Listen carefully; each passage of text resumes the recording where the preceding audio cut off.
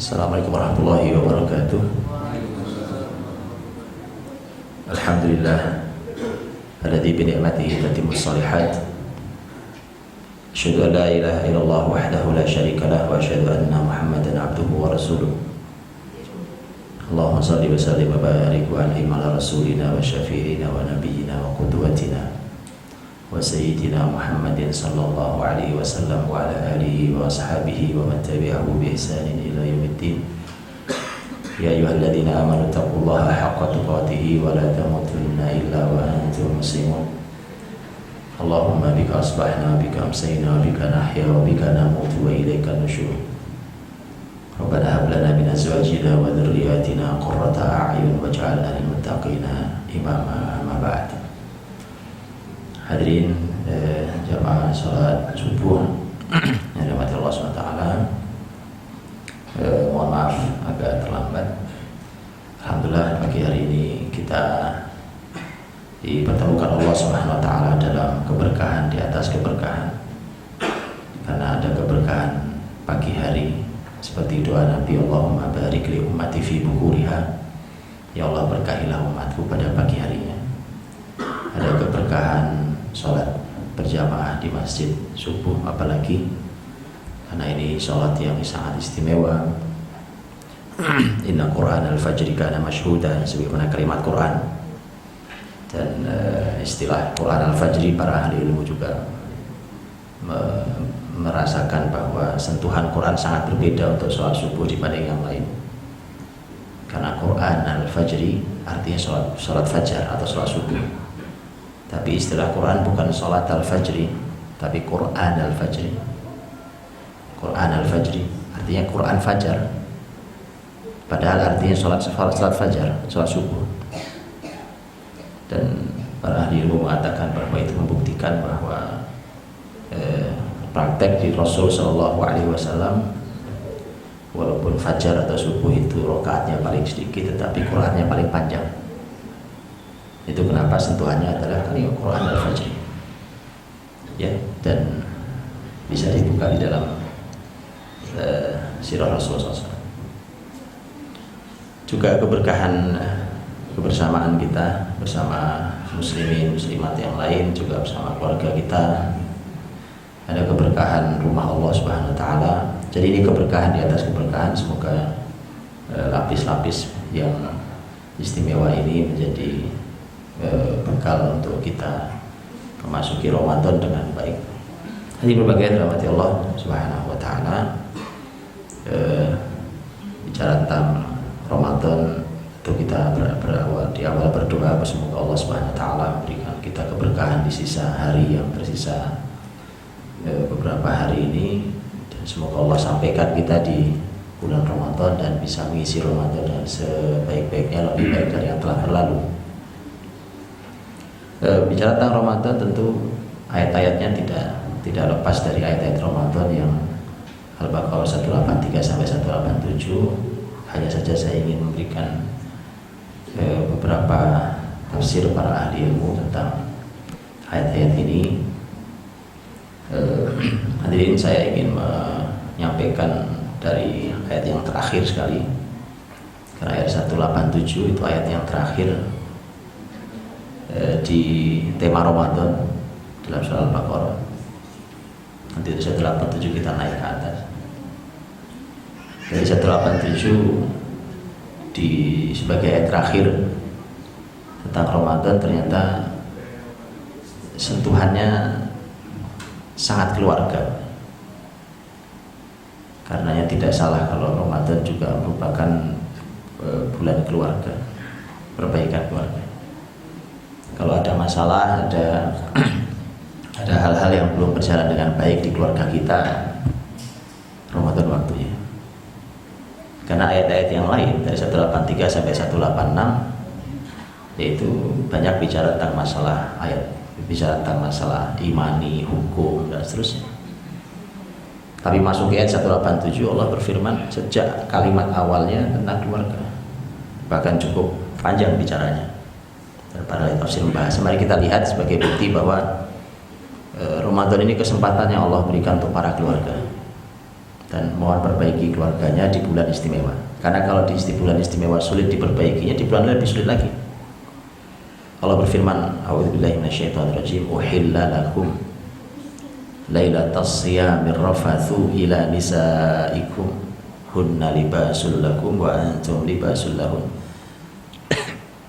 Alimallahu annakum kuntum takhtanuna anfusakum fataba alaikum wa afa ankum fal'ana bashiruhunna wabtaghu ma kataballahu lakum.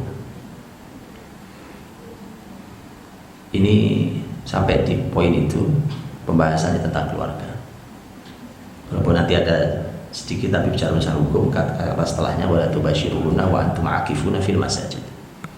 Allah berfirman, dihalalkan bagi kalian para kaum laki-laki untuk mencampuri istri kalian di malam Ramadan, dihalalkan.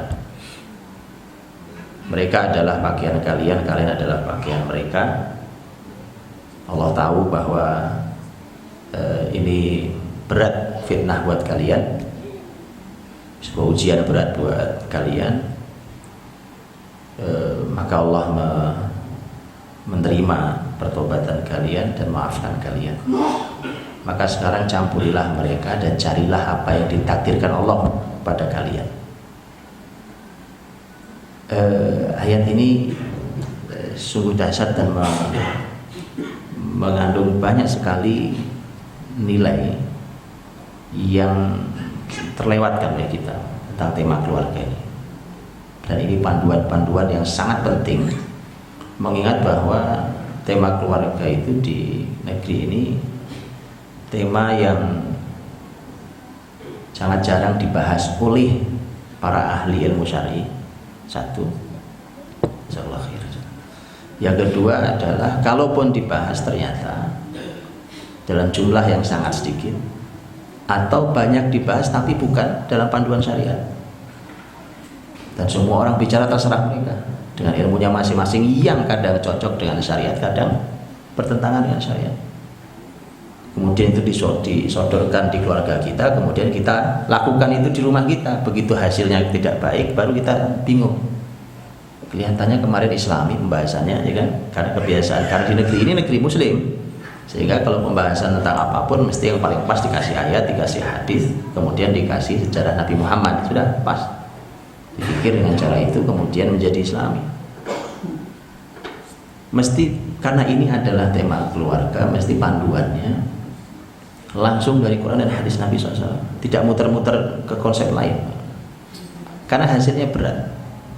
Kalau teorinya antum teori bikin teh, itu antum boleh ambil dari manapun, yang penting halal itu teh. Hasilnya cuma air minum, air diminum selesai, urusannya urusan tenggorokan dan perut. Tapi kalau keluarga, hasilnya itu manusia yang lahir dari keluarga kita, itu unsur paling penting di peradaban bumi ini, yaitu manusia. Bahkan Quran itu diturunkan untuk manusia. Dan itu betapa pentingnya manusia, dan manusia itu lahir dari keluarga kita ini. Itulah kenapa Quran melimpah ruah berbicara tentang tema keluarga. Kalau kita memotret hari ini tentang para nabi umpamanya yang diabadikan dalam Quran, itu kan potret yang sering kita pahami, tapi kita lupa bahwa ternyata para nabi itu oleh Allah dipotret sebagai keluarga. Ayo mari kita lihat. Begitu kita bicara tentang Nabi Nuh alaihissalam, itu yang terpotret besar di kepala kita, dan itu tidak salah, tapi tidak pernah lengkap masalahnya. Yang terpotret di kepala kita tentang Nabi Nuh alaihissalam adalah tentang dakwah beliau yang sangat panjang, yang 1000 tahun kurang 50, kemudian ditambah dengan hukuman banjir besar yang melumpat seluruh yang ada kecuali yang ada di atas kapal. Itu yang dipotret. Tapi bahwa detail dialog Nabi Nuh dengan anaknya menjelang tenggelam, nyaris tidak pernah dibahas tafsirnya. Padahal Quran itu, jangankan kata Pak, huruf itu ada kajiannya dan mengandung makna buat kita untuk panduan hidup. Bukan kata, huruf itu ada panduannya di Quran itu. Tafsir begitu detailnya para ahli ilmu menafsirkan ayat, bahwa bagaimana Nabi Nuh alaihissalam dengan istrinya dipotret oleh Quran. Kita bicara tentang Nabi Lut alaihissalam, Nabi Lut alaihissalam kita tahu, kita yang terbayang oleh kita ada negeri yang dibalik oleh Allah, dihujani batu dari langit, kemudian lumat mereka karena perbuatan keji mereka. Tapi kita lupa, di Quran juga Allah memotret tentang bagaimana istri Nabi Lut yang kafir dan masuk neraka itu dipotret istrinya. Dia bekerja sama dengan masyarakatnya yang rusak untuk menginformasikan tentang laki-laki ganteng-ganteng yang hadir di rumahnya. Ini kan mereka punya kelainan seksual. Potret keluarga itu tidak pernah ditafsirkan detail di kita. Jadi nggak pernah, padahal Allah memotret Nabi, selain Nabi dan tugasnya juga keluarganya. Ketika kita bicara Nabi Ibrahim lagi. Nabi Ibrahim bukan hanya dibakar nggak mempan, bukan hanya itu. Bukan hanya menghancurkan patung sendiri kemudian kampaknya dikalungin ke patung yang besar, bukan hanya itu. Coba Anda lihat berapa banyak ayat yang memotret bahwa Ibrahim sebagai seorang ayah dengan doa-doa yang panjang kepada untuk anak turunnya. Ibrahim dengan ayahnya sendiri, ketika Ibrahim mencoba untuk menyadarkan ayahnya sebagai produsen kemusyrikan ayahnya, karena ayahnya yang buat patung Azar. Dia coba menyadarkan dalam dialog yang sangat panjang dalam surat Maryam. Bukankah pelajaran mahal tentang keluarga itu? Tapi ya begitu teman-teman. Makanya tidak terpotret dengan utuh. Bahwa ternyata para nabi itu dipotret Allah seperti itu. Nabi Yakub alaihissalam. Yakub itu Israel. Sehingga Bani Israel adalah Bani itu anak-anak, dia anak-anaknya Israel, anak-anak Nabi Yakub. Dan terkenal namanya Bani Israel, anak-anak Yakub. Bicara tentang Bani Israel itu bicara tentang keluarga sebenarnya. Karena bicara anaknya, anak, bicara Yakub. Dan lihat ada surat Yusuf. Surat Yusuf bagaimana konsepnya dari sebenarnya kisah Yusuf sepanjang itu, 110 ayat tuh ayat surat Yusuf itu. Itu aslinya bukan cuma konsep Yusuf yang tampan dari Syam kemudian di Mesir jadi penguasa. Tapi segala macam bentuk kejadian yang terjadi di rumah Yakub dipotret di surat Yusuf. Dan semua pelajaran mahal bagi kita. Jadi Quran itu sebenarnya sudah memotret banyak hal. Hanya kemudian itu belum sampai ke kita dengan cara lengkap. Begitu seterusnya Nabi Muhammad. Nabi Muhammad juga sama. Rasulullah Muhammad SAW dipotret di dalam Quran. Bukan hanya perjuangan, coba malah dipotret sangat banyak pada istri-istrinya. Sangat banyak dipotret pada tema istri-istrinya. Nah itulah ketika Quran memberikan ini segitu detail dan panjang lebarnya, menunjukkan betapa ini pentingnya. Tema keluarga itu tema yang sangat amat penting, sampai para nabi rasul itu tidak hanya dipotret perjuangannya, tapi dipotret tentang keluarga, sisi keluarganya. Nah, begitu bicara Ramadan, ternyata juga satu ayat yang paling panjang malah bicara Ramadan. Bicara keluarga, bicara keluarga. Jadi 183 sampai 187 itu ayat yang paling panjang 187. Malah di 187 itulah Allah meletakkan pembahasan tentang keluarga. Ini rangkaian Ramadan. Begitu. Jadi makanya menjadi satu hal yang aneh ketika tema keluarga itu tidak menjadi tema penting di negeri ini. Yang penting hanya orang sekolah nyari duit, habis itu kerja beres, dipikir selesai semuanya. Ini adalah sebuah potret besar. Inilah Quran, inilah panduan Qurani kita. Jadi kalau 183 sampai 187 dan ayat terpanjangnya 187, dan di 187 lah pembahasan tentang masalah keluarga. Apa tidak memberikan sebuah sentuhan mendasar sekali bahwa tema keluarga di Ramadan itu sangat panjang dan penting. Makanya ketika Allah berfirman uhilla lakum lailatas siyamir rafathu ila nisaikum, dihalalkan bagi kalian ar-rafath. Ini ada banyak sekali pelajaran. Kalimat dihalalkan untuk kalian karena sebelumnya diharamkan. Tapi Allah Maha tahu ya, bahwa Allah Maha tahu mana syariat ini yang berat, mana yang tidak berat. Dan lihatlah ini, di awal syariat Ramadan, memang syariat Ramadan itu syariatnya bertahap. Jadi tidak langsung jadi seperti yang kita jalani hari ini. Jadi ada tahapan Ramadan itu syariatnya. Di antaranya ini, di awalnya dulu seseorang ketika dia puasa Ramadan tentu diharamkan syahwat perut dan syahwat kehormatannya. Kemudian batasnya sampai maghrib dan batasnya sampai sebelum dia tidur. Artinya maghrib dan tidur. Karena ada orang yang sudah ketiduran. Dan ini pernah kejadian di sahabat sampai pingsan akhirnya. Kalau lelah seharian, lelah sekali. Akhirnya dia tidur dan belum sempat berbuka puasa. Dan aturan di awal memang cukup sulit bahwa nanti kalau dia sudah tidur tadi itu, maka dia tidak berhak untuk berbuka puasa sampai nanti hari berikutnya baru dia bisa. Jadi dia nyambung puasa 2 hari. Dan di awal memang para ahli ilmu menyampaikan bahwa dengan sepasang suami istri, mereka di malam hari juga tidak diizinkan untuk bercampur, sampai kemudian Allah halalkan, uhilla lakum, dihalalkan untuk kalian di malam hari, lailatus siyam, di malam siam, ar-rafath ila nisaikum. Ini adalah sebuah keringanan dan menjadi bukti 2 hal. Yang pertama adalah bukti bahwa syariat itu ringan dan memang sudah diringankan Allah. Dan itu artinya bahwa syariat yang manapun sebenarnya bisa dijalankan. Syariat yang manapun bisa dijalankan. Makanya kalau ada yang melihat syariat Islam kemudian menganggap bahwa ini sepertinya susah Pak zaman sekarang, nah Anda harus ingat-ingat kalimat ini. Nggak ada yang susah. Bahwa dia perlu perjuangan iya, perlu bertahap iya, cuma itu. Apalagi cuma bilang mustahil, itu lebih aneh lagi. Atau istilahnya apa? Atau bilang utopis, nah itu atau apalah bahasa-bahasanya. Nggak ada. Syariat ini bisa dijalankan. Bahwa dia perlu tahapan pasti, dia perlu perjuangan pasti. Karena syariat ini pasti sudah Allah ukur dan bisa dijalankan oleh setiap mukmin dan bisa dijalankan di zaman manapun, di keadaan apapun. Bisa dijalankan.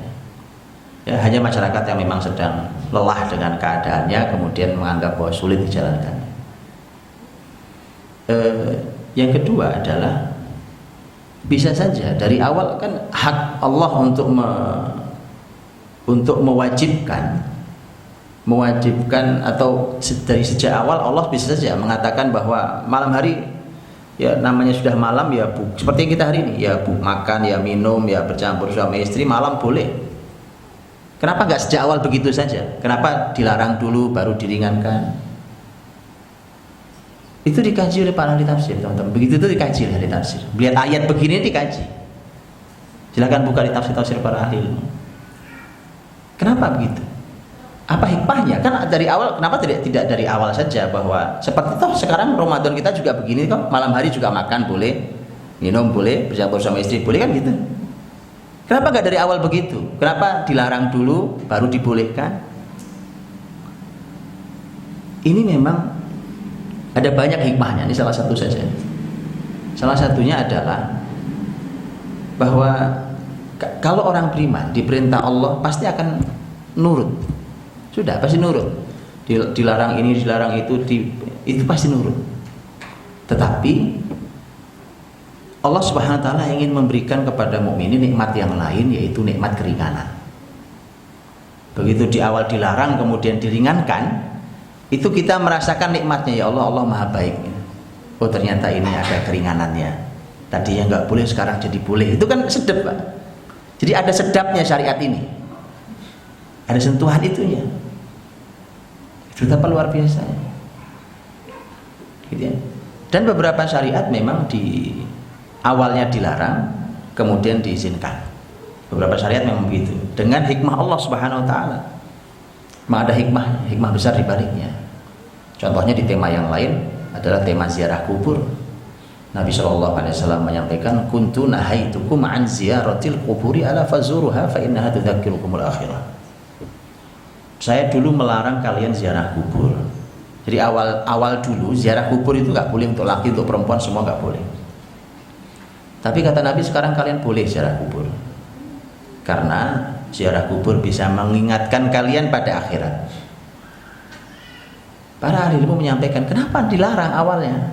Kau ujung-ujungnya dibolehkan juga toh. Begitulah Mas, itulah syariat. Dan semua itu, dibalik itu ada hikmah Allah yang maha tahu. Disitulah bahagianya manusia. Itulah mengapa teman-teman di ayat sebelumnya 186 itu, karena 187, ayat 186 itu kan Allah berfirman tentang masalah doa, dan kita semua sering mengaji tentang tema doa, bahwa kalau doa itu kok tidak dikabulkan, itu sebenarnya sedang Allah pindahkan dari kebutuhan dan logika kita kepada hikmah Allah yang lebih baik. Jadi doa itu kalau tidak dikabulkan, kan kita doa itu karena kita punya perlu kan, punya kebutuhan, punya perlu. Kita punya keperluan, kemudian juga kita pasti ketika berdoa juga memainkan logika kita, bahwa saya minta ini begini, kebutuhan ini difikirkan, kemudian setelah itu ya Allah saya minta.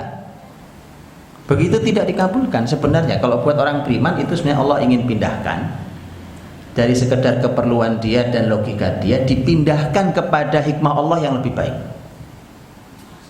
Karena dibalik tidak dikabulkan itu ada sangat banyak hikmah Allah yang lebih baik daripada kita pikirkan, kita mau.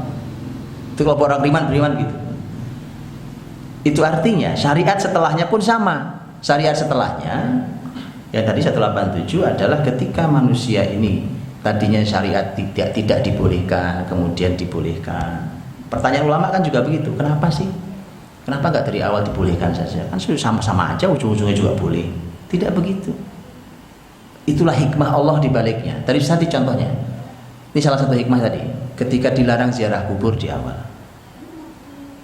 Para ahli ilmu mengatakan, karena dulu muslimin, karena baru saja masuk Islam, dan dulu mereka nyembah apa saja, ya patung ya disembah, ya pohon, ya batu, ya kuburan, apa yang disembah. Maka kemudian sebagai terapinya mereka dijauhkan dulu dari semua yang mereka agungkan dan mereka kagumi itu. Begitu dijauhkan, sudah aman secara iman, sudah selesai, akidah selesai, baru kemudian sekarang boleh ziarah kubur. Karena ziarah kubur manfaat untuk mengingatkan kalian pada akhirat. Lihat hikmahnya. Begitulah syariatnya. Ya. Jadi syariat itu teman-teman bukan main tabrak-tabrak sana sini. Semua ada, subhanallah, ada hikmah di balik semua itu. Makanya mesti harus diukur. Itulah kenapa muncul ilmu yang luar biasa. Dikaji para ahli ilmu namanya fiqhul maqasid. Fiqhul maqasid itu ilmu besar sekali. Tadi contohnya, maksudnya ziarah kubur apa? Mengingatin akhirat. Ada maqasidnya. Maksudnya zakat fitrah apa? Antum tahu? Itu ada kajian besar sendiri, karena itu akan menentukan sebuah hukum ditentukan. Maqasid itu hari ini. Apalagi hari ini kita hidup syariat Islam tidak tegak. Makanya menjadi kajian yang sangat mendesak untuk itu dikaji. Coba zakat fitrah. Kita sebentar lagi Ramadan. Zakat fitrah apa maqasidnya? Maksudnya zakat fitrah untuk apa? Kalau zakat secara umum, zakat mal jelas tak maksudnya. Khudh min amwalihim shadaqatan tutahhiruhum wa tuzakkihim biha. Kan begitu, mensucikan jiwa yang berzakat. Baik zakat fitrah. Karena zakat fitrah zakat yang paling unik. Enggak punya nisab dia. Nisabnya cuma kalau besok punya kelebihan makanan, nah gitu, berikan pada orang miskin. Cuma itu nisabnya. Kalau yang lain ada nisabnya kan? Yang lain ada nisabnya, ada 5 wasak, ada 40 kambing, kan nisab-nisabnya ada. Ini nggak ada nisab. Kok unik bener? Namanya zakat kok nggak ada nisabnya? Iya, karena ada maksudnya. Itu maqasid. Dan itu akan menentukan nanti pembahasan untuk menentukan hukum yang lain. Nabi SAW mengatakan tentang zakat fitrah itu, ughnuhum an tawafi hadzal yaum. Cukupilah orang-orang tidak mampu itu supaya mereka di hari Idul Fitri itu enggak keliling-keliling nyari makan. Kan orang miskin itu Bapak Ibu kan namanya nyari duit hari ini ya dimakan hari ini, habis hari ini, supaya mereka bersenang di hari Id, karena hari Id itu adalah hari muslimin harus bersenang. Kok ya ada masih orang yang mengais-ngais rizki, maka kata Nabi cukupi mereka biar mereka nggak keliling hari ini. Itu aslinya, asli dari zakat fitrah. Ughnuhum an tawafi hadzal yaum, itu adalah maksud dari zakat fitrah aslinya. Jadi syariat ini ada, sholat juga ada maksudnya, betul kan? Sebagaimana zakat tadi ada maksudnya, begitu seterusnya. Ya, ini bicara tentang tema syariat. Kembali bahwa dihalalkan bagi kalian bercampur dengan suami istri itu untuk supaya muslimin bisa merasakan nikmatnya rahmat Allah, bahwa tadinya nggak boleh sekarang jadi boleh secara syariat. Kemudian Allah Subhanahu wa ta'ala, ini adalah pola Qur'ani dan pola hadis Nabi sallallahu alaihi wasallam. Kata ar-rafath itu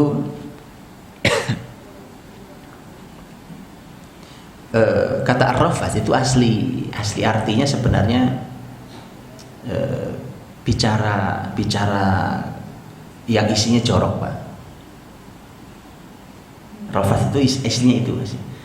Makanya kalau haji al-hajju ashhurum ma'lumat faman farada fihinal hajja fala rafath wala fusuq wala jidala fil hajj. Haji itu bulan-bulannya telah ditentukan oleh Allah, maka kalau sudah berniat untuk haji maka tidak boleh rafath. Nah, ada rafath itu. Tidak boleh fusuq, itu fusuq itu fasik, jidal itu debat. Gitu ya. Rafath itu apa? Tadi rafath itu aslinya adalah berbicara yang isi pembicaraannya itu jorok, Pak. Ya? Coba lihat, padahal yang dimaksud di ayat 187 surat Al-Baqarah itu, maksud para ahli tafsir sepakat, maksudnya adalah bercampur suami istri. Mengapa diungkap dengan kata itu? Kan ada bahasa Arab lain yang lebih gamblang, betul kan? Lebih jelas, ada. Tapi ini loh teman-teman, ini loh syariat aslinya. Ketika berbicara tentang sesuatu yang tabu, maka konsep Islam, Quran dan hadis Nabi akan berbicara dengan bahasa yang tidak tabu. Akan mencari istilah yang bisa dipahami oleh semua, mudah dipahami oleh semua, maksudnya sampai orang paham tapi tidak vulgar. Ini konsep mendidik yang luar biasa. Saya baru satu orang dengar, ini seorang pakar pendidikan Islam beliau juga salah satu penanggung jawab pendidikan Islam di Robito Alam Islami. Robito Alam Islami adalah kumpulan para ahli ilmu Islam dunia. Beliau salah satu ahli pendidikannya, Dr. Adnan Baharith. Di salah satu televisi di Saudi beliau diwawancarai tentang pendidikan karena itu kepakaran beliau, dan beliau dosen sekarang di Ummul Qura di Makkah. Saya baru satu orang dengar bahwa beliau mengatakan, saya merekomendasikan untuk pelajaran biologi dihapus, yang isinya tentang reproduksi manusia. Yang lain boleh, tapi yang reproduksi manusia dihapus. Ada yang pernah kepikiran begitu? Ini ahli ilmu, teman-teman. Kenapa? Terlalu vulgar. Dan itu tidak sesuai dengan Islam. Ada mau bicara atas nama ilmiah sekalipun nggak ilmiah itu, Pak. Kata beliau, kecuali bagi yang memang nanti mereka betul-betul mau melanjutkan mengambil kedokteran kah, atau mengambil, baru diperlukan ilmu itu, silahkan. Oh, sekarang anak SMA, kadang-kadang anak kuliah nggak jurusannya juga. Dan Anda boleh lihat, begitu guru menjelaskan di kelas, menjelaskan tema itu anak cuma cekikian doang, Pak. Cuma cekakak, cekiki. Betul. Dan saya pernah mendapat aduan seorang guru perempuan, guru biologi. Begitu saya sampaikan ini, bu guru itu nangis, Pak. Sehingga beliau nangis. Sampai beliau bilang gini, pantesan Ustadz, saya itu merasa kalau lagi ngajar bab ini di depan anak-anak SMA, ini saya kayak ditelanjangi rasanya, Ustadz. Kasihan, Pak. Ini betul-betul aduan orang. Lihat subhanallah, ya kan? Jadi tidak cukup orang bicara ini ilmiah, ini ilmiah, ini ilmiah. Pertanyaannya syariah apa tidak? Itu yang ilmiah itu. Oh, tidak bahaya juga kalau nggak diajarkan, betul nggak? Atau bahaya? Nggak bahaya juga nggak diajarkan. Oh, memang bukan keahliannya, bukan jurusannya. Nah itulah makanya kenapa sampai keluar tadi itu usulan beliau itu. Kenapa keluar itu? Karena Quran, hadis Nabi itu kalau berbicara tentang hal yang tabu itu mesti bahasanya dihaluskan, Pak. Ini bukan satu-satunya ayat. Saya bahkan punya teman yang tesis S2-nya itu. Tesis S2-nya adalah mengungkap bagaimana cara Quran mengungkapkan sesuatu yang tabu. Itu tesis S2. Luar biasa. Makanya ini indah sekali. Lihat Quran berkata. Quran ketika mengatakan nisa'ukum harthul lakum fa'tu harthakum anna syi'tum. Istri-istri kalian adalah ladang kalian, maka datangilah ladang kalian dari mana kalian mau. Ya. Itu tidak usah dijabarkan. Semua orang yang nikah tahu artinya. Aisyah radhiyallahu anha ketika bersama Rasul sallallahu alaihi wasallam datang seorang wanita bertanya kepada Rasul, "Ya Rasulullah, gimana caranya seorang wanita tahu bahwa dia sudah suci dari haid?" Kata Nabi, "Kamu ambil semacam apalah yang kain warna putih gitu. Nah, dengan itu kamu bisa tahu masih ada darah apa tidak." Wanita itu nanya lagi, "Gimana caranya?" Nah, sudah detail sekali toh. Nabi orang malu menyampaikan begitu. Ini bukan masalah hak atau tidak, tapi Nabi sudah sampaikan, mestinya Anda bisa berpikir. Maka ditarik sama Aisyah radhiyallahu anha yang ada di sampingnya, dibisiki sama Aisyah. Aisyah juga tidak ngomong langsung sevulgar-vulgarnya depan Nabi. Aisyah tahu persis. Ditarik, dibisiki. Tatabba'i atharadam. Kamu ikuti jejak darah. Udah bisik-bisik, bahasanya masih nggak jelas juga. Coba ikuti jejak darah itu bahasa apa? Nggak jelas, betul kan? Bukan ini kain ini ya, kemudian kamu nggak begitu. Lihat syariat. Ikuti jejak darah. Itu pun bisik-bisik ngomong. Ikuti jejak darah. Itulah Islam, teman-teman. Kenapa? Karena yang diinginkan Islam adalah kesucian. Makanya saya sudah sering sampaikan, kalau ada pelatihan atau workshop atau apa diadakan oleh sekolah anak-anak Bapak Ibu tentang pelajaran namanya sex education, mohon tidak diikutkan. Saya sudah sering sampaikan ini, mohon tidak diikutkan. Korbannya sudah banyak. Yang nyampaikan jilbaban, nyampaikan kopiahan, yang nyampaikan ilmu ini termasuk ilmu yang di Indonesia belum dipelajari banyak orang. Bagaimana syariat ini sebenarnya? Kecuali Anda yakin betul bahwa orang itu adalah orang yang tidak bicara kecuali dengan kitabullah dan sunnah Rasulullah. Dan dia tahu persis cara menyampaikan. Kalau tidak bahaya, Pak. Korbannya anak-anak keluar dari tempat pelatihan itu sudah banyak. Sudah tidak 1-2 orang nemui saya dalam hal ini. Dan betapa mereka menyesal mengikutkan anak-anaknya yang tadinya nggak ngerti gitu, Pak. Begitu selesai malah yang enggak. Pertanyaannya aneh-aneh, yang dipikirin yang enggak. Padahal sebelumnya mereka nggak ngerti apa-apa. Itu atas dasar ilmiah, Tuhan. Apalagi kemudian sangat vulgar disampaikan. Nah itu makanya kemudian perlu ilmunya menghadapi anak yang mau balik atau anak balik umpamanya. Ada ilmunya. Kalau umpamanya kalau perempuan begitu nanya, tandanya balik apa ya? Tandanya haid. Tanya umimu haid itu seperti apa? Haid itu darah yang keluar segala macam. Lebih mudah. Coba laki-laki. Anak laki-laki nanya. Kalau laki-laki tanda baliknya apa? Kita punya istilah mimpi basah. Mimpi basah tuh ngompol gitu maksudnya. Menjelaskannya gimana coba? Dijelaskan vulgar tidak boleh dalam syariat, ya kan? Tapi harus sampai. Itu kenapa harus ada ilmunya gitu, Pak? Berumah tangga itu harus ada ilmunya, nggak asal orang rumah tangga. Rumah tangga itu ada ilmunya. Dan luar biasa. Maka para ahli ilmu sering katakan bahwa pintu yang terbaik untuk belajar tentang tarbiyah jinsiyah atau sex education itu adalah kitab fikih. Kitab fikih itu pintu yang paling aman dan paling lengkap tentang bab ini. Gitu ya? Itu melewati kata ar-rafath. Wa hillal lakum lailatas siyami rafathu ila nisaikum. Hunna libasul lakum wa antum libasul lahun.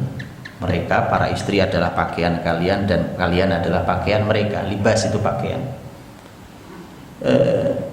Pembahasan yang ilustratif. Itu kan ini kan pembahasan kata-kata permisalan. Kita dan istri dimisalkan pakaian, sama-sama pakaian. Mereka pakaian kita, kita pakaian mereka, gitu ya. Kita dan pasangan kita, itu ilustratif dan permisalan. Dan permisalan itu hikmahnya banyak sekali. Hikmah, kenapa nggak langsung saja gitu? Ya, umpamanya kalau kita bayangkan bahwa suami istri itu kata pakaian itu maknanya umpamanya harus saling menutupi, gitu ya. Tidak boleh karena kalau pakaian dilepas yang kelihatan aurat, supaya tidak terlihat aurat atau aib kita di rumah kita. Maka mereka adalah penutup aurat kalian, kalian penutup aurat mereka. Kenapa tidak langsung saja, tidak boleh buka aib lain? Selain keindahan bahasa yang berubah, yang kedua adalah maknanya menjadi sempit. Karena kata libas, pakaian itu maknanya jadi banyak, bukan cuma menutupi aib, bukan cuma menutupi aurat.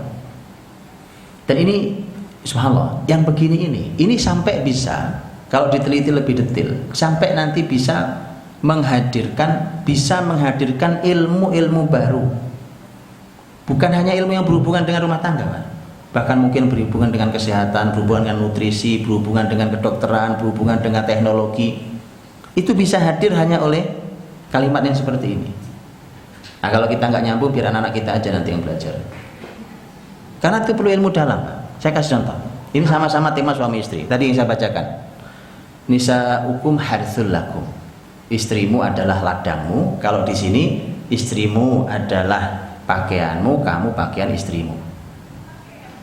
Perbedaannya lihat. Kalau urusannya pakaian, laki dan perempuan sama-sama. Betul? Perempuan pakaiannya laki-laki, laki-laki pakaian perempuan. Tapi untuk urusan ladang, enggak. Ladang itu hanya perempuan. Laki-laki bukan ladang. Karena Quran mengatakan nisa'ukum harthul lakum. Ladang itu tanah, kebun, tanah. Kemudian di tanah itu dicangkuli, di apa segala macam, digarap. Kemudian harapannya adalah setelah ditanam akan tumbuh buah yang diharapkan. Begitu bukan? Oke. Ini luar biasa, teman-teman. Luar biasa. Akhirnya saya mentadabburi ayat ini, kemudian saya nanya ke istri saya, karena istri saya bidan. Karena terlintas sesuatu di kepala saya tanya. Kalau di dunia kebidanan tentang rahim, kan bayangan saya gitu, Pak. Loh, ini bicara tentang perempuan sebagai ladang. Dan mudah, teori permisalan itu menjadi mudahkan kita belajar sesuatu, Pak. Saya tanya, ini kalau tentang masalah perempuan dalam dunia kebidanan, kemudian tentang tema rahim, membahasnya kayak apa sih sebenarnya? Terus saya sampaikan, karena ayat bilangnya begini. Ternyata bahasanya begini. Dulu di kelas pun dosen itu menyampaikannya begini, bahwa kalau terjadi pembuahan dan itu sudah mulai nempel di rahim, gantung di dinding rahim, itu pembahasannya selalu pembahasan tentang tanah. Ilustrasinya ilustrasi tanah. Saya bilang subhanallah, kalau gitu banyak hal yang perlu dikaji kembali tentang tema antara tanah dan rahim. Kalau ada masalah dengan rahim, mesti orang belajar tentang gimana menyelesaikan masalah terhadap tanah. Kan seterusnya, Pak. Begitulah. Dan begitulah pasti ahli ilmu akan membahasnya. Allah akan membukakan ilmu sebagaimana yang Allah kehendaki. Itu bisa harth, karena harth artinya kebun. Kebun kalian, dan kebun ya tadi, begitu tanah dia harus digarap dengan baik. Kalau buah yang ditanam hasilnya tidak baik, mesti ada beberapa faktor, kan begitu? Mesti ada beberapa faktor. Dan seterusnya. Indah sekali. Ya, Indonesia hukum harthul lakum. Ternyata berbeda dengan tema pakaian. Kebun itu beda dengan pakaian. Kalau kebun ya perempuan itu kebun, tapi laki-laki bukan kebun. Tapi kalau pakaian, laki dan perempuan sama-sama pakaian. Libas hunna libasul lakum wa antum libasul lahun. Sama-sama pakaian. Nah, pakaian itu banyak pembahasannya, teman-teman. Ini pakaian yang kita pakai. Banyak pembahasannya. Kalau kita selama ini sering bicara fungsi. Fungsi pakaian untuk apa sih? Fungsinya umpamanya untuk menutupi menutupi aurat. Oke. Di rumah tangga ada aib di dalam rumah yang tidak boleh dibuka dan seterusnya. Semua kita tahu. Juga dia melindungi dari panas terik matahari atau dingin yang sangat menyengat umpamanya. Perlindungan dengan pakaian kita. Gitu. Ya, bahkan hari ini pakaian ada yang anti peluru. Ya, bukan cuma panas sama dingin kan. Anti peluru, ditembak nggak tembus. Fungsi pakaian itu sampai sejauh itu, teman-teman. Jadi suami istri itu fungsi sampai segitunya, melindungi pasangannya itu sampai ditembak peluru nggak apa-apa dia, nggak tembus. Karena ada saya yang melindunginya. Oke, jadi berbagai serangan keburukan itu nggak jadi. Tapi bukan hanya masalah fungsi sebenarnya. Coba Anda pikirkan tentang bagaimana cara membuat pakaian. Kan Allah bicara tentang pakaian. Cara membuat pakaian. Saya kalau beli baju atau terutama celana, ya kan? Kalau beli celana jadi di toko. Itu ada aja masalahnya kan? Yang perutnya pas kakinya kepanjangan, yang kakinya pas perutnya kesempitan, gitu. Ada saja masalahnya. Yang paling pas adalah ke tukang jahit, ya kan? Ke tukang jahit karena diukur sama tukang jahit, dipasin, pas jadi dipakai enak, pas sesuai keinginan kita. Cuma masalahnya ada tentang suami istri. Dulu para bapak-bapak, ibu-ibu juga demikian waktu ketemu pasangannya, kan nggak pernah mesen sama si tukang jahitnya, si orang tuanya. Bapak ibu nanti mohon calon saya dididik dengan cara ini, kan apa Anda pernah mesen begitu? Kan nggak pernah, makanya mesti nggak pas. Ada aja yang nggak pas itu, yang kependekan, yang kesempitan, yang kebesaran, yang ini pasti nggak pas. Itu. Dan itu memberi makna yang sangat dalam tentang permisalan. Karenanya para ahli ilmu juga membahas, ada pembahasan besar sendiri namanya Al-Amthal fil Quran. Itu ulama menulis kitab-kitab sangat banyak tentang bagaimana permisalan dalam Quran. Ya. Nah, hadirin rahmati Allah. Makanya di kajian Ramadan Sabtu Ahad Al-Fatih saya angkat yang tahun ini permisalan. Di Sabtu Ahad berarti 6 hari. Mulai Sabtu besok. 6 kali 2 berarti 12 tema. 12 tema semuanya permisalan. Berbagai permisalan untuk kita nikmati suguhan Quran di bulan Ramadan, syahrul Ramadan alladzi unzila fil Quran, ya. Begitu. Hunna libasul lakum wa antum libasul lahun. Jadi harus silakan diteruskan belajar tentang pakaian. Bukan hanya fungsi ya, segala macam hal. Terus bagaimana kalau ternyata pakaiannya nggak pas, kita nggak pernah mesen ke mertua kita? Gimana ya? Gimana kalau terus ternyata nggak pas? Ya kan? Supaya pas bagaimana caranya? Kan begitu. Subhanallah. Itu pentingnya kemudian pendidikan di rumah itu. Dan seterusnya. Hunna libasul lakum wa antum libasul lahum. Alimallahu annakum kuntum takhtanuna anfusakum fataba alaikum. Itu Allah Maha tahu bahwa berat buat kalian kalau harus menahan hal ini di malam Ramadan karena itu berlangsung 1 bulan lamanya. Muslimin sih bisa, tapi Allah Maha tahu itu rumit buat kalian. Betapa murahnya Allah SWT. Fal'ana bashiruhunna wabtaghu ma kataballahu lakum. Kata Allah, maka sekarang kalian boleh mencampuri istri kalian dan carilah apa yang dituliskan Allah untuk kalian. Ma kataballahu lakum. Tafsir para ahli ilmu, ma kataballahu lakum itu adalah apa yang ditakdirkan Allah untuk kalian, dan banyak tafsir yang mengatakan artinya adalah anak. Berarti bunyinya menjadi dan campurilah istri kalian di malam Ramadan itu dan carilah anak. Ini dahsyat teman-teman. luar biasa. Ada dua sisi. Kenapa juga khusus bicara Ramadan urus untuk masalah keturunan punya anak? Yang kedua, pembahasan tentang ini loh resep sebagian dari resep Qur'ani. Ya, mereka-mereka yang belum dikaruniai keturunan, sulit dikaruniai keturunan semua. Subhanallah. Secara khusus spesial Ramadan bicara tentang keturunan. Campurilah istri kalian dan wabtahu itu sebenarnya artinya cari apa yang ditakdirkan Allah untuk kalian. Wabtahu ma kataballahu lakum. Ini masya Allah menjadi anak yang Ramadan betulan ini kan. Dia diberikan Allah Subhanahu wa taala saat bulan Ramadan itu wabtahu ma kataballahu lakum. Dan Quran bicara tentang kehamilan, tentang keturunan, tentang anak itu luar biasa dahsyat. Quran bicara dari mulai kehamilan sampai keturunan. Ketika bicara tentang kehamilan, Quran malah lebih banyak berbicara tentang kehamilan yang ajaib daripada kehamilan yang biasa. Karena memang kehamilan itu selalu ajaib. Tanyakan kepada para dokter bahwa kehamilan itu memang ajaib. Bagaimana manusia bisa hamil itu ajaib. Ya. Dan ternyata kehamilan ajaib itu kejadiannya seperti Ibrahim dan istrinya. Kasusnya sama dengan Zakaria dan istrinya.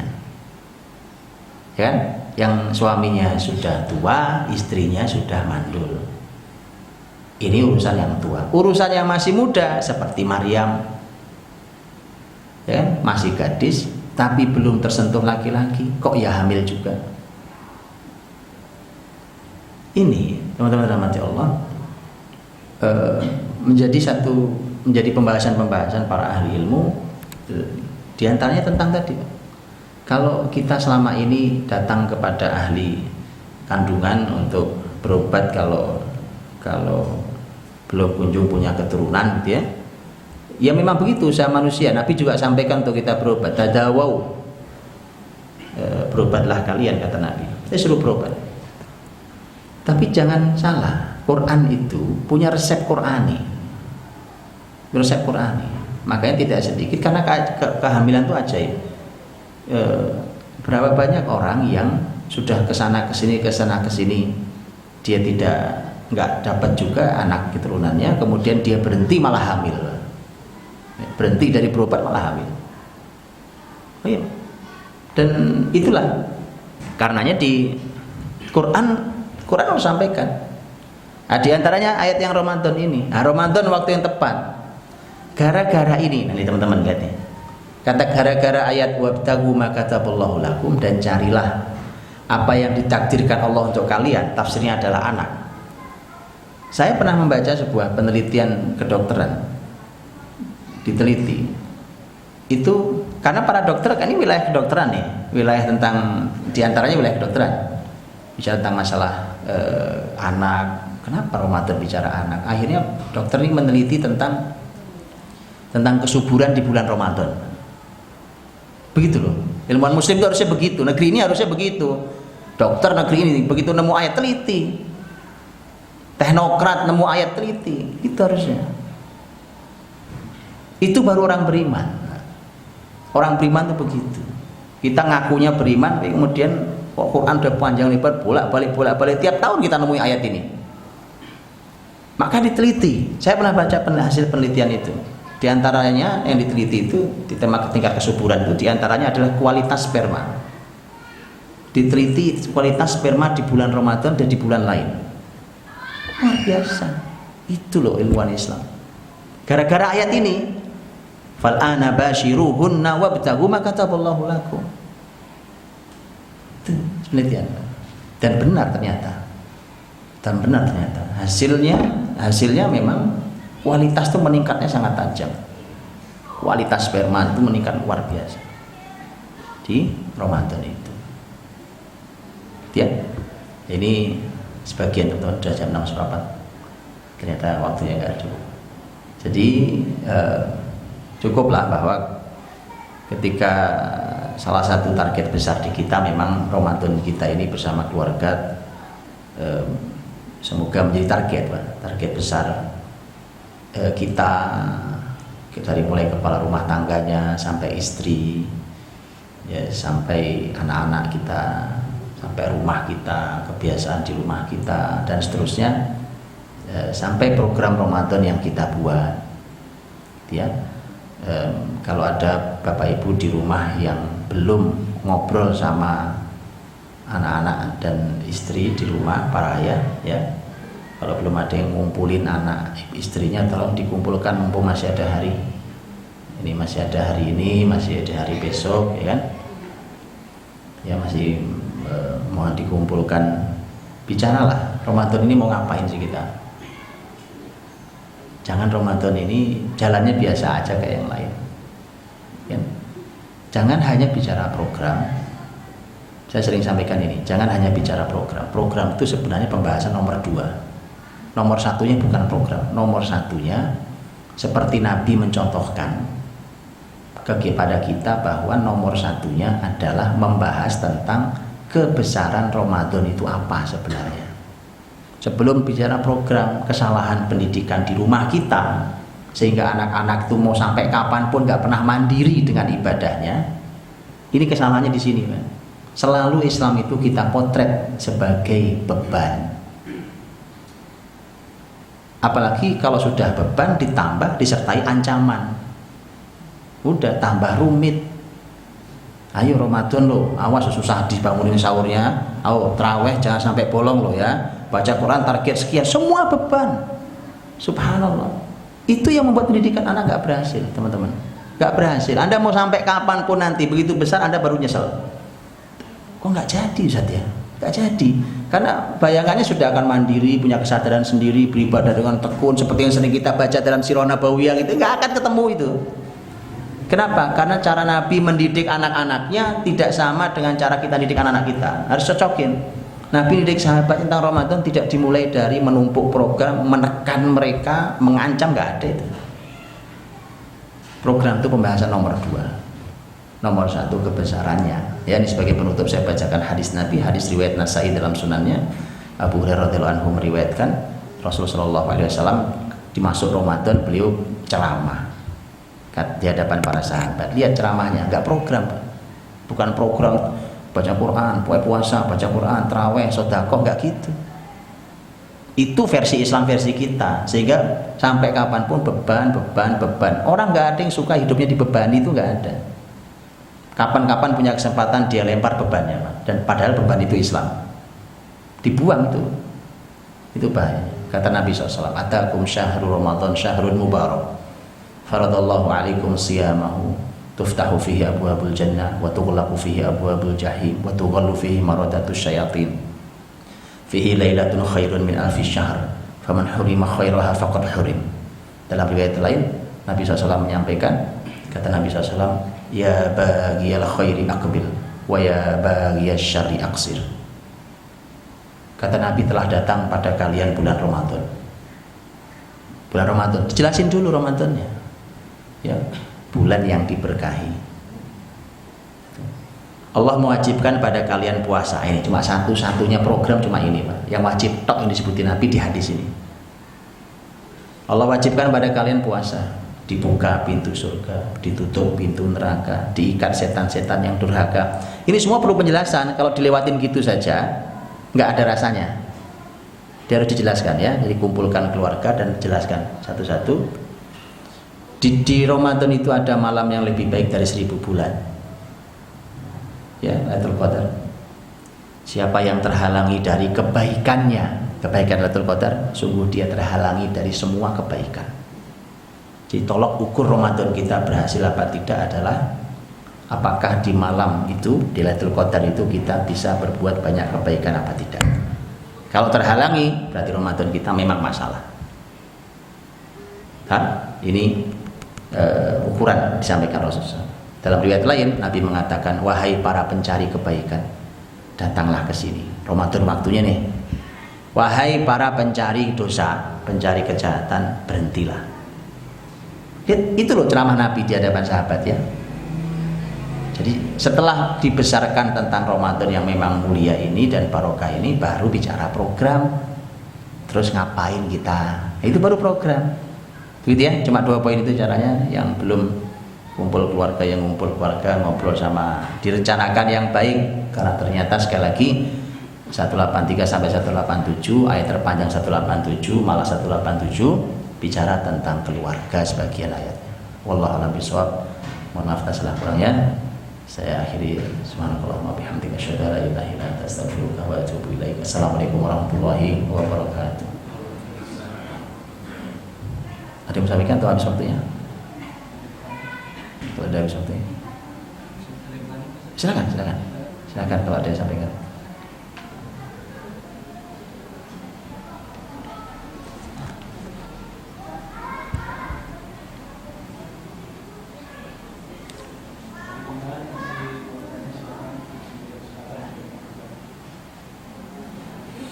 Silakan kalau masih ada, kalau ada yang mau sampaikan.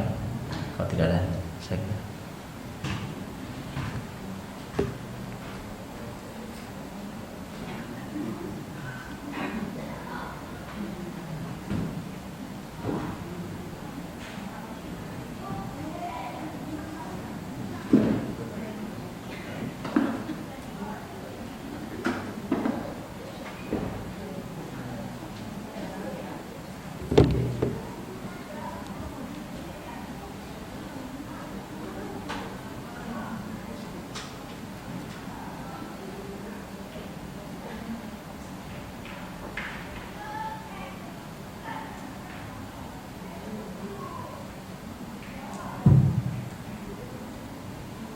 Ada yang mau bertanya, Bapak silakan. Atau ibu-ibu yang mau bertanya silakan, Ustaz masih memberikan kesempatan untuk bertanya.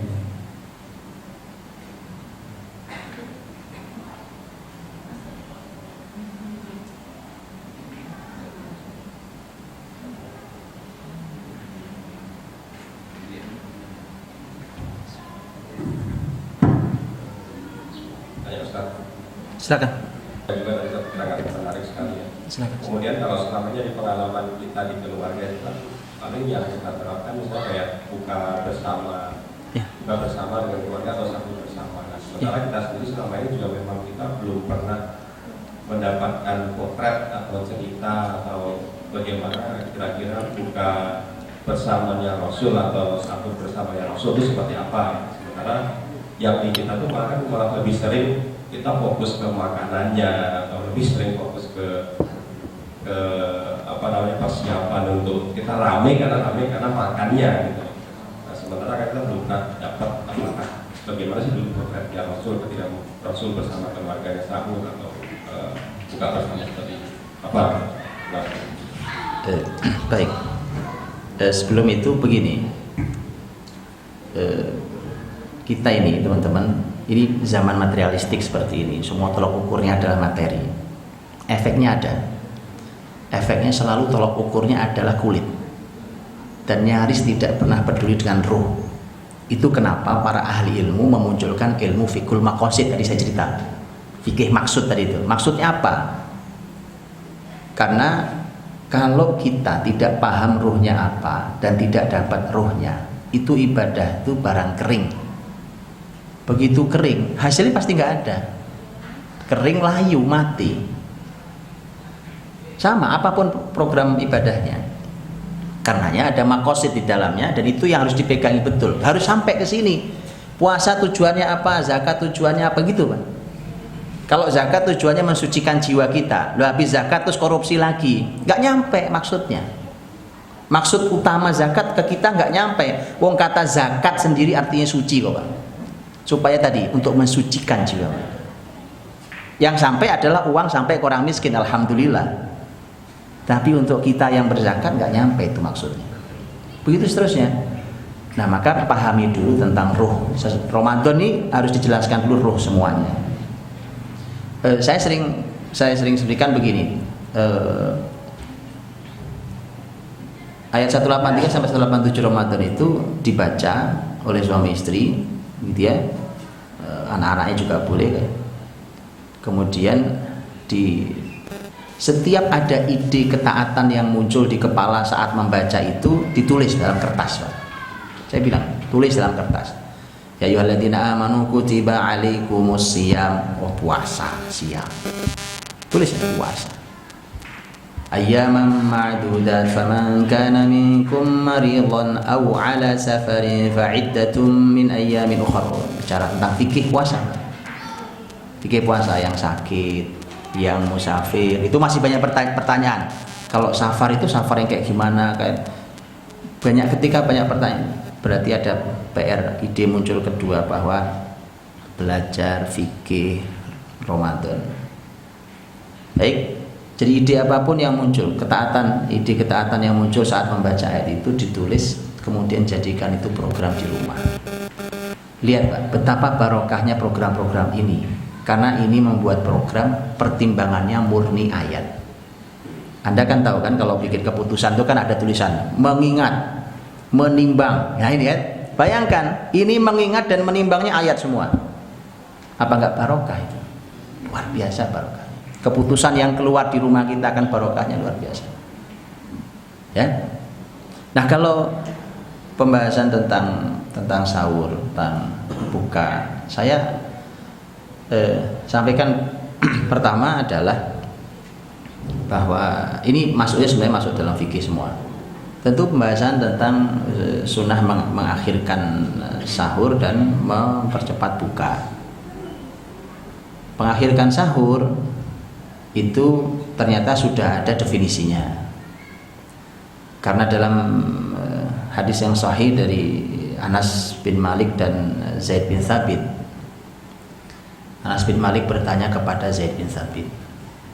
Kata Anas, Zaid, kamu pernah sahur sama Nabi? Nabi, berapa sih jarak antara sahur dan adzan?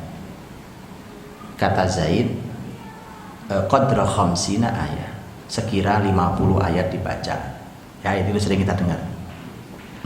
Dalam riwayat lain Zaid mengatakan, begitu kami selesai sahur, kami langsung menuju tempat sholat karena sudah adzan. Berarti berhentinya memang adzan, itu berhenti. Sudah, berarti memang harus dijaga di anak-anak kita itu bahwa yang namanya sahur tidak boleh kemalaman. Sebagaimana sunnah Nabi, menjalankan sunnah Nabi. Dan itu hikmahnya banyak hikmahnya. Di antara hikmahnya, begitu selesai sahur adzan itu nggak ada upacara tidur, Pak. Ritual tidur itu nggak masuk. Pasti subuhnya lewat. Begitu subuhnya lewat, gimana ceritanya? Kita ngejar yang sunnah, dapat ya kehilangan yang wajib. Itu kan masalah. Ya. Itu juga harus jalan. 50 ayat dibaca 15 menit sebelum adzan. Ya. Kalau antum khawatir namanya anak-anak ya, anak-anak kadang malas makan masih mundurin sedikit lagi. Tapi jangan kejauhan. Setengah jam tuh kalau menurut saya kejauhan, Pak. Kalau menurut saya setengah jam itu kejauhan. Jadi kalau umpamanya nih adzan subuh jam 4:30, jam 4 itu kejauhan. Kalau menurut saya kejauhan. Karena qadra khamsina ayat itu paling 15 menit. Oke lah, kalau antum mau tarik jangan jauh-jauh. Dan tadi hikmahnya tadi tidak ada ritual tidur. Itu salah satu hikmahnya. Ya.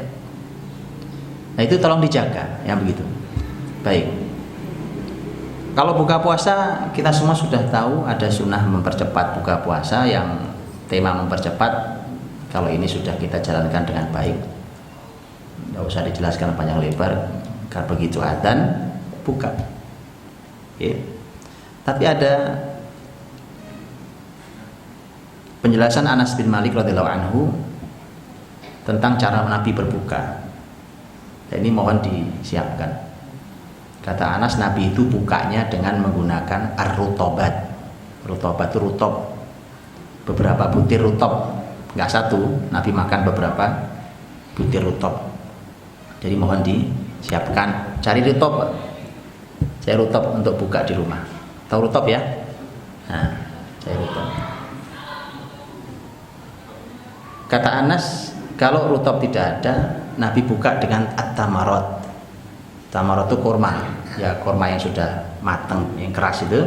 Kalau rutob kan adiknya sebelumnya. Jadi bagusan rutob daripada tamar. Kalau tidak juga ada, kalau ternyata nggak ada, maka Nabi buka hanya dengan beberapa teguk air putih. Oke. Nah ini mohon dijalankan di rumah. Kebiasaan itu menghilangkannya kan tidak mudah. Nah inilah PR-nya pendidikan di rumah. Anak-anak yang tidak biasa makan korma, nggak suka kok makan korma, betul kan? Iya, ya harus dilatih. Oh ini sunnah Nabi kita, ini sunnah Rasul kita. Ya makanya apa yang dimakan itu tolong juga dijaga. Perut lagi kosong seharian, terus tiba-tiba langsung diserbu pakai es, ya. Seru sih. Seru. Cuma 15 hari berikut sariawan. Pasti. Barang perut panas disiram langsung dingin. Pasti masalah. Sudah gitu ada makanan wajib nasional. Nah, itu pula. Begitu ya. Oke lah. Anda lakukan tapi bertahap. Namanya orang hidup tidak bisa langsung membalik tangan semudah begitu ya. Sudah bertahap lakukan. Lakukan bertahap. Tapi setidaknya korma itu ada. Mana yang kira-kira tidak sehat pakai es langsung tidak sehat, ya nggak usah lakukan. Apa susahnya sih? Di rumah bisa kok, bisa. Apa yang nggak bisa? Masalah itu masalah kebiasaan yang perlu dididik bertahap, yang tidak baik dihilangkan. Babnya bukan masalah kesehatan loh ini petunjuk Nabi, itu babnya. Jadi anak-anak juga harus dikabari, gitu ya. Ini petunjuk Nabi. Nah, kalau mereka punya cinta Nabi, mereka walau tidak suka akan maksain diri, teman-teman. Itu kejadian pada Anas bin Malik sendiri. Anas bin Malik yang bercerita ini. Anas bin Malik itu nggak suka namanya sayur labu yang merah itu, yang itu. Tapi Nabi sukanya minta ampun dengan sayur labu itu. Nabi itu suka sekali. Anas tuh begitu lihat Nabi kok senang banget sayur labu, dia paksain diri untuk makan sayur labu seperti yang Nabi sukai. Karena cinta. Lihatlah, itu hikmahnya. Kenapa pembahasan itu bukan cuma niru Nabi, tapi munculkan cinta. Itu ruh namanya. Karena ada banyak hal lain yang belum kita ajarkan. Tapi kalau dia sudah punya intinya, nanti mudah menjalankan yang belum kita ajarkan itu. Kalau kita ajarkan cuma teknis, begitu ada hal teknis yang belum kita ajarkan, pasti nggak jalan. Yang ini aja mungkin nggak jalan suatu hari. Ya itu pentingnya memegangi intinya. Begitu ya. Jadi kalau buka sahur ya panduan Nabi SAW seperti itu. Wallahu a'lam bishawab. Masih ada yang lain? Terkait tadi ukuran Ramadan kita, bahwa di ayat 183 keluarga juga kita dihalalkan untuk bercampur dengan kita, itu justru juga terkait dengan pada 10 malam terakhir kan ada juga bahwa dijelaskan Rasulullah itu mengencangkan ikat pinggangnya, dan kita juga pahami bahwa beliau tidak mendekati istri. Terkait dengan ukuran itu juga, Ustaz, apakah ini jika kita dalam 10 malam terakhir itu malah mendekati, apakah ini menjadi ukuran juga, tingkatannya terkait dengan Ustaz? Baik. Ya, ini pelajaran tentang bahwa memutuskan sebuah hukum, para ahli ilmu tidak hanya melihat satu ayat atau satu hadis sahih atau cuma 2-3 terus disimpulkan, tidak mungkin. Akan dikumpulkan di seluruh ulama, istilah para ahli ilmu namanya mengumpulkan seluruh jalur riwayat dalam satu bab, itu istilahnya. Makanya mereka akan cek betul seluruh jalur riwayat, ya. Dan kesalahan kita nih teman-teman yang seharusnya lebih banyak diam karena kita nggak ngerti riwayat, nggak ngerti tafsir gitu ya. Itu kesalahannya gitu, nemu ini buat alat berantem sama temennya, ya. Nemu hadis ini kita teriak-teriak hadis sahih loh, riwayat Bukhari loh ini, subhanallah. Jadi ini loh, semangat ya, tapi memutuskan hukum terus ngajak teman berantem tuh dihindari. Gak begitu cara ahli membahas ilmu tuh, gak gitu. Saya loh teman-teman, saya tunjukkan ini, saya sebelum bahas ini, mumpung lewat ini pelajaran mahal buat kita. Saya pernah mengingatkan seorang teman. Ini pembahasannya tentang pembahasan isbal celana yang dinaikkan di atas mata kaki. Ketika karena pembahasannya waktu itu ngobrol berdua sebenarnya, terus saya bilang, antum yang begini ini mestinya antum buka nih pendapat para ahli ilmu tentang tema isbal. Karena pembahasan isbal itu pembahasan dari dulu sampai hari ini ulama beda pendapat. Dia kaget. Apa ada beda pendapatnya Ustaz? Loh ini hadisnya jelas sahih tuh gitu kan. Kemudian saya bilang, gini deh, antum ngaji lagi aja, nanti kita bahas lagi ya. Antum ngaji lagi aja, nanti kita bahas lagi. Karena kejauhan, saya pikir dia sudah paham betul. Saya pikir dia paham detail pembahasan, dia bicara. Nah, bahwa nanti kita mengambil mana yang kita yakini harus, kan begitu? Harus, orang itu harus menjalani apa yang diyakini. Tapi kemudian dia ternyata nggak paham, nggak tahu. Saya bilang subhanallah, ya kan? Nah, kalau itu antum ngaji lagi, ya sampai antum pahami kenapa sampai muncul perbedaan. Nggak ada, tidak ada. Wong kita aja nggak berani. Ahli ilmu nggak ada yang berani ngelawan hadis sahih, nggak ada. Mana ada? Nggak ada. Kalaupun mereka menyimpulkan sesuatu, itu karena ada ilmu yang menyimpulkan. Kalaupun hasilnya beda, itulah namanya ijtihad. Itulah kenapa Nabi buka. Ijtihad itu kalau datang dari orang yang layak berijtihad, yang benar dapat 2, yang salah dapat 1. Saking itu perlu perjuangan menyimpulkan tidak salah. Nah, sama bahwa pembahasan tentang 187 Al-Baqarah tentang masalah bahwa seorang di sana ada tema tentang fal'ana basyiruhunna wabtagu ma kataballahu lakum, maka sekarang campurilah istri kalian, itu bahkan menggunakan kata perintah sebenarnya, dan carilah apa yang ditakdirkan Allah untuk kalian, dengan hadis Nabi SAW yang harus digabungkan karena Aisyah radhiyallahu anha yang menyampaikan bahwa Nabi kalau sudah 10 malam terakhir itu poin satunya syadda mi'zarahu, mengencangkan ikatan sarungnya, dan tafsir para ulama artinya, kata para ulama adalah ini Nabi sudah menjauhi istrinya, tidak menjamah istrinya. Kan Nabi sudah di masjid. Nabi sudah di masjid. Ya. Interaksi Nabi dengan istrinya itu hanya Nabi minta disisiri dari kamar sebelah. Kan Nabi Aisyah buka jendela langsung masjid. Aisyah buka jendela langsung masjid. Nabi tinggal masukin kepalanya disisirin dari dalam. Yang kedua adalah kunjungan istrinya ke masjid.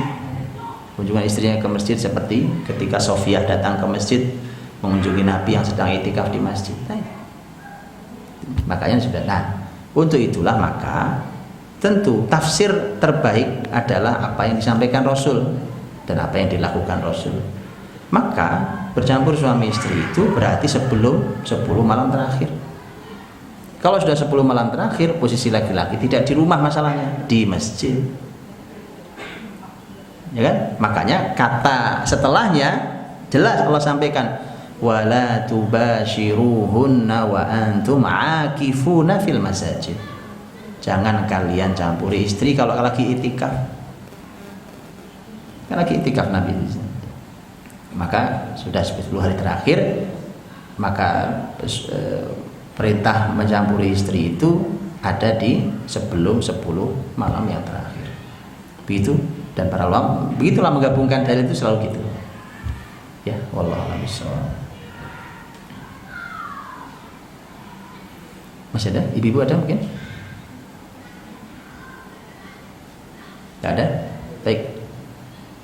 Kalau tidak ada kita bisa deh. Silakan. Silakan. Bismillahirrahmanirrahim. Ini terkait dengan bulan Ramadan, jamaah juga anak-anaknya, ya artinya ada yang sudah mumayyiz, ada yang masih belum. Ya. Kemudian kita akan satu sisi ingin memakmurkan masjid ini, kan masjid, ya. Artinya anak-anak ini kan perlu juga dibimbing di masjid, namun kadang-kadang kita dilema ketika ada orang tua yang membawa anaknya yang masih balita, lantas mungkin di satu sisi akan mengganggu dengan jamaah lain. Nah, ya intinya bagaimanakah parenting nabawi, artinya pengajaran Rasulullah terhadap adab akhlak anak ini, agar kami pengurus masjid ini bisa memberikan suatu nasihat yang sesuai yang Rasulullah contohkan. Jadi sehingga semua jamaah yang datang ke sini memang merasakan bahwa masjid ini sebagai tempat ibadah. Ya, itu mungkin yang ingin kita minta nasihat dari Ustaz untuk berikutnya seperti apa. Sekarang Afwan, baik. Ini bagus sekali pertanyaannya. Nah ini juga teman-teman ya, sama persis temanya yang tadi barusan saya jelaskan. Harus kumpulkan seluruh jalur riwayat baru ketemu kesimpulan. Gak bisa nemu satu hadis buat berantem, satu hadis buat berantem lagi, gak begitu. Kumpulkan seluruh jalur riwayat baru akan ketemu kesimpulannya apa tentang anak di masjid. Nah gitu. Nah sebelum itu begini, ada ide dan saya sebenarnya sudah kasih saran. Ada yang idenya begini, saya sudah kasih saran, ini berjalan di beberapa tempat masalahnya, di beberapa perumahan. Karena anak-anak berisik, kadang-kadang, ya, akhirnya mereka dibuatkan tarawih di sebuah rumah supaya tidak berisik ganggu orang tua di masjid. Di sisi bahwa menjauhkan mereka supaya tidak mengganggu orang tua yang sedang beribadah itu benar, karena memang masjid ini kalau kata Nabi memang bukan pasar. Ini bukan pasar kata Nabi, ya kan? Orang pasar ya terserah, mau lari-larian, mau teriak-teriak, mau apa itu pasar. Tapi ini bukan pasar kata Nabi. Tapi saya sudah kasih saran, Mbok ya jangan dari tahun ke tahun anak dipisahkan dari masjid. Anak kita ini kan targetnya harus ke masjid, yang laki-laki apalagi.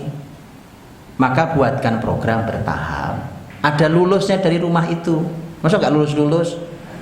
Akhirnya dibuatkan oleh sebagian itu malah yang dibuat 2 rumah. Ini untuk yang kecil-kecil, untuk remaja. Saya sudah wanti-wanti, ini kesalahan serius, ini kesalahan fatal. Kok remaja antum kumpulin jadi satu di dalam satu rumah taraweh? Saya bilang, ini bagaimana sih masjid? Saya bilang, nggak percaya. Begitu nggak percaya, subhanallah, saya bilang, masa saya harus, akhirnya saya sampai keliling, masa saya harus ambilkan gambar bahwa mereka sebenarnya cuma bercanda dan ngobrol di rumah itu, apalagi laki perempuan di tempat itu, cuma kongko bareng-bareng. Dia dosa bareng-bareng loh kita ini. Ramadan bikin dosa, saya bilang. Kenapa? Karena kesalahan pahaman itu kita salah di sini. Kemudian anak remaja itu sudah pada balik loh. Kalau balik itu tempatnya di masjid, bukan di rumah. Oke. Maka bagaimana? Lihat teman-teman. Di dalam pembahasan, kalau kita lihat hadis Nabi SAW, ternyata Nabi SAW dengan cucu-cucunya ya akrab di masjid. Ya, akrab di masjid. Ya, sekali waktu anak-anak cucu Nabi pernah pipis di perut Nabi, ya kan? Itu tentu dulu masjidnya bukan karpetan begini, ya kan? Masjidnya pakai lantainya kerikil, hasbah, dan ada pipis apa ini dibersihkan, disiram segala macam. Sebenarnya sama aja, saya bilang juga sama aja, karena karpet begitu kena tinggal dikelupas saja ya, dicuci lagi, nanti dicuci balikin lagi. Sebenarnya seharusnya memang dibuat sesederhana itu karena itu pernah kejadian. Pada batas yang masih wajar, anak-anak selama tidak gaduh sekali, pada batas yang masih wajar, kadang namanya anak masih jalan, kadang apa, itu normal. Karena Rasul pernah sholat Jumat, Hasan Husain lagi pakai baju warna merah belang-belang gitu, itu jalan di antara soft gitu, jalan. Lagi Nabi lagi khutbah loh itu, khutbah Jumat, jalan gitu. Namanya bocah. Ya, karena Hasan itu yang tua, Husain beda setahun kurang lebih. Hasan itu waktu Rasul wafat, umurnya aja baru 7 tahun, itu Rasul sudah wafat. Berarti kan masih kecil. Jalan gitu, jalan. Sampai akhirnya Nabi turun dari mimbar, Nabi gendong, Nabi bawa khutbah. Gitu, dan seterusnya. Indah sekali gitu loh, Masya Allah, ya kan? Sahabat lagi sholat, tiba-tiba Nabi punggungnya dinaiki sama cucunya. Lagi ngimami, sampai sahabat ada yang ini Nabi sujud lama sekali, takut terjadi apa-apa dengan Nabi. Nabi mengatakan tidak. Tadi ya cucuku lagi naik ke sini, ke punggung sini. Ya kan, saya tidak mau mengganggu hajat dia. Coba bayangkan, pendidikan luar biasa itu. Padahal Nabi ngimami loh, kalau sholat sendiri sih terserah lah ya. Kalau kita mesti udah geger, Pak. Oh ini gimana Pak Imam nih, masa nggak ngerti? Subhanallah, belajar fikih yang benar. Semangat tuh nggak cukup, harus ada ilmunya, itu begini. Itu Nabi loh, Nabi kita nyontohkan. Oke, Setelah itu kemudian pakai hadis Nabi yang lain tadi yang saya sampaikan, diantaranya tidak boleh juga orang yang ibadah terganggu, bising luar biasa, anak gaduh di sini, tidak boleh juga, karena itu dilarang juga untuk mengganggu ibadah. Akhirnya lihatlah, melihat riwayat yang seperti itu, muncullah istihad. Ini namanya istihad ulama, gitu ya. Imam Malik rahimahullah taala, ya, Imam Malik rahimahullah taala dengan keadaan di zaman beliau berkata, saya tidak menyarankan anak-anak umur 5 tahun dibawa ke masjid, di bawah 5 tahun dibawa ke masjid. Jadi saya tidak menyarankan anak di bawah 5 tahun dibawa ke masjid. Oke. Tapi kalau antum cari, setahu saya sampai hari ini, kalau dalil 5 tahun nggak ada. Nah, itulah istihad namanya. Kenapa? Karena di zaman beliau rata-rata anak 5 tahun itu sudah paham adab masjid. Wallahu alam, apakah Imam Malik menyimpulkan dari kisah Hasan Husain, apakah saat itu usia 5 tahun, saya tidak terlalu tahu. Tapi artinya bahwa sudah anak rata-rata 5 tahun mengerti adab masjid, sehingga dia ke masjid nggak terlalu gaduh. Namanya anak jalan apa itu kadang, tapi gaduh sekali sampai mengganggu itu tidak ada. Ya, nah disitulah maka di masa Umar bin Khattab, gitu loh. Nah, istilah Rasul tadi kan para sahabat juga harus menerjemahkan berbagai macam petunjuk Nabi ini. Di masa Umar radhiyallahu anhu, ketika Masjid Nabawi sudah makin diperlebar, ya perluasan terjadi cukup besar di zaman Umar juga. Maka karena juga makin banyak yang sholat, makin padat, Madinah makin banyak penduduknya, sehingga anak-anak oleh Umar diletakkan di samping masjid, dan di sana diberi seorang penanggung jawab yang mengawasi agar anak-anak beribadah dengan baik. Kan indah sekali gitu, itu istihad sahabat. Ya, istihad sahabat melihat tadi. Kenapa? Karena Nabi juga melarang.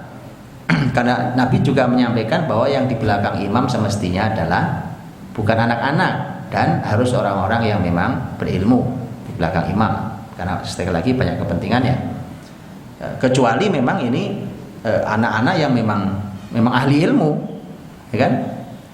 Saya kemarin baru pulang dari Madura, saya sholat subuh diimami oleh anak SMP kelas 3, suaranya enak, tajwidnya bagus, dan setelah saya tanya ternyata memang sudah hafal 30 juz. Itu benar. Begitu. Itu anak tapi Masya Allah. Nah, jadi disitulah maka Umar memberikan ruang supaya anak-anak tidak terjauhkan dari masjid, tetap dia di masjid. Tapi kalau namanya sudah balik, itu ya di sini sama kita. Bahwa kemudian anak itu kok masih bercanda, itu salah bapak ibunya. Loh, kok anak sudah balik nggak ngerti sholat? Yang benar itu bapak ibunya tanggung jawab di hadapan Allah. Anak sudah balik, sholat masih injek-injekan kaki, bapak ibunya dosa di hadapan Allah, didiknya salah itu. Maka harus kerjasama baik antara takmir masjid dengan orang tua. Orang tua punya tanggung jawab mengawasi anaknya. Ya, bukan karena saya lucu apa? Orang tua tuh ada yang saya lihat di masjid itu orang tua marah-marah, anak-anak berisik. Padahal yang berisik itu diantaranya anak dia. Beneran, bapaknya asik sholat di rakaat pertama, wah dia nikmati. Habis selesai ngamuk-ngamuk loh. Yang berisik loh bapak, anak anda sendiri, sama teman-teman yang berisik. Itu kan aneh. Mestinya ini anda bereskan di rumah. Terus kalau anda tahu anak anda kayak begitu, mendingan anda mundur dari soft 1, anda dampingi itu anak sampai jadi sholatnya, gitu. Bukan anda lepas tanggung jawab begitu, terus cuma bisa marah-marah, ya kan? Gitu. Jadi harus digabungkan antara anak harus besar tumbuh di dalam rumah Allah seperti para sahabat Nabi, tapi ini adalah rumah Allah yang tidak boleh juga orang sembarangan, ada adabnya. Kemudian menggabungkannya, ini proses mereka terdidik di masjid, dan ukuran pendidikan berhasil itu ketika balik dia sudah baik sholatnya. Bahkan sebenarnya tema sholat itu umur 10 tahunnya sudah harus baik, padahal 10 tahun itu belum balik. Dia harus sudah baik kalau balik berarti tempatnya di sini, Pak. Tapi mohon bapak ibunya memperhatikan betul, kalau anak masih sudah balik kok masih bercanda, itu salah serius dari orang tuanya. Di bawah balik maka kerjasamalah yang baik antara takmir masjid dan orang tua. Bisa saja anak-anak disiapkan tempat khusus tapi ada mengawasi seperti zaman Umar radhiyallahu anhu, dipisahkan di sana, ada pelataran itu sana, ya kan?